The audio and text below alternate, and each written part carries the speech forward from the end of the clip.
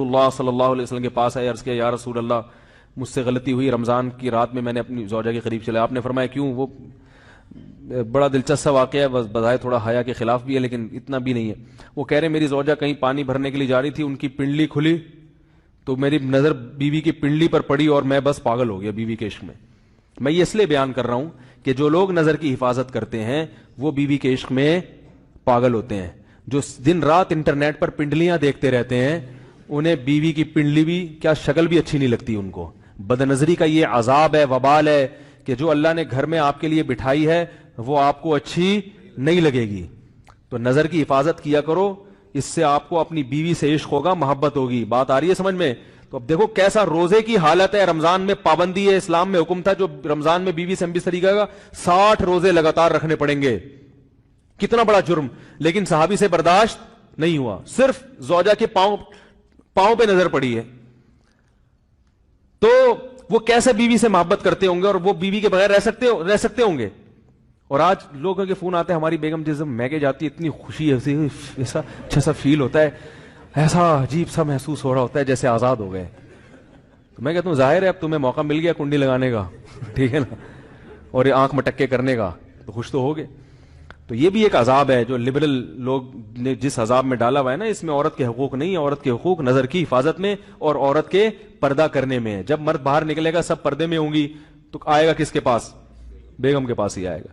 تو اتنے منہ کالا کرنے کے راستے کھول دیے ہیں تو ظاہر ہے پھر کامیاب ازدواجی زندگی نہیں ہوتی۔ تو نبی کے پاس آئے، عرض کیا یا رسول اللہ میں برداشت نہیں کر پایا، تو آپ مسکرا دیے۔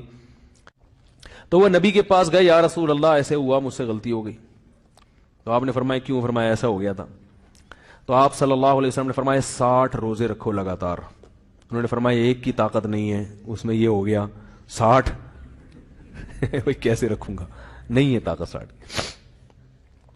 آپ نے فرمایا ٹھیک ہے پھر 60 غریبوں کو 2 ٹائم کا کھانا کھلاؤ۔ فرمایا اس کی بھی طاقت، بولو بھائی، نہیں۔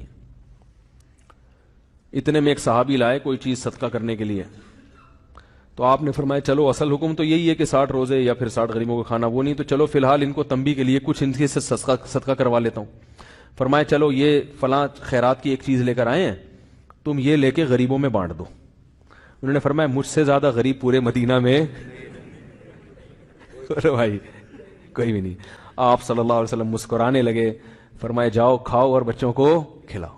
واہ بھائی غلطی بھی ہوئی اور گھر میں راشن بھی آ گیا۔ تو اس کے بعد قرآن کی آیت نازل ہوئی کہ احل لکم لیلۃ الصیام الرفث الی نسائکم ہن لباس لکم وانتم لباس لہن علم اللہ انکم کنتم تختانون انفسکم فتاب علیکم وعفى عنکم فالآن باشروہن وابتغوا ما کتب اللہ لکم۔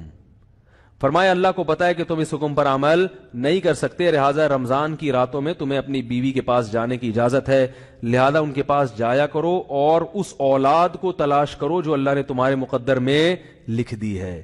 قرآن جہاں بھی بیوی سے ریلیشن قائم کرنے کی بات کرتا ہے اولاد کا ذکر لازمی کرتا ہے، یعنی تلاش کرو اس اولاد کو جو اللہ نے تمہارے لیے لکھ دی ہے۔